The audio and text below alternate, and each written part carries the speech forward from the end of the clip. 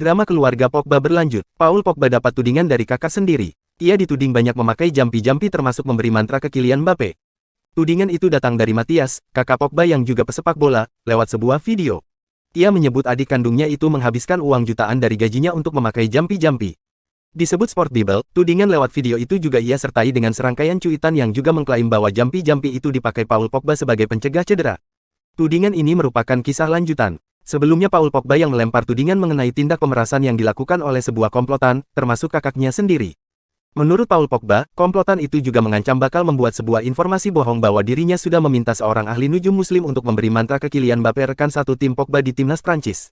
Paul Pogba tentu saja membantah hal tersebut. Tapi sebut ESPN, keluarga besar Mbappe terus memantau perkembangan informasi ini. Selain itu pelatih timnas Prancis Didier Deschamps juga disebut mengetahui situasi tersebut. Paul Pogba angkat suara perihal kelakuan kakaknya, Matias, yang mendadak bikin ancaman untuknya di media sosial. Gelandang Prancis itu mengaku tak terkejut. Matias membuat pesan di media sosial yang isinya bernada ancaman untuk Paul. Tak cuma adiknya, beberapa pihak juga disebut, yakni agen dan pengacaranya, Rafael Pimenta, hingga striker Paris Saint-Germain, Kylian Mbappe.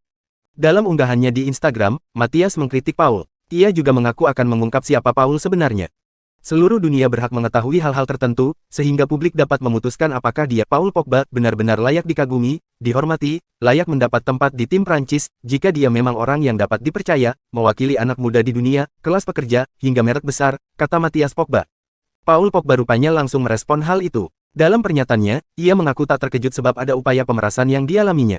Pemain yang kini membela Juventus itu juga sudah melaporkannya ke polisi sejak sebulan lalu.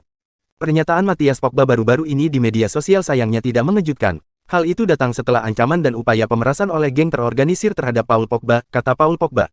Ini telah diteruskan ke pihak berwenang yang sesuai, baik di Italia dan di Prancis sejak sebulan yang lalu, katanya. Sumber mengatakan kepada ESPN, penyelidikan sedang berlangsung terkait ancaman yang diterima Pogba.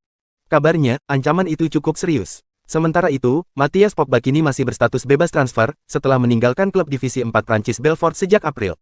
Selama bermain, Matias pernah membela banyak klub Eropa, dari Wrexham, Pescara, Sparta Rotterdam, hingga terakhir Belfort.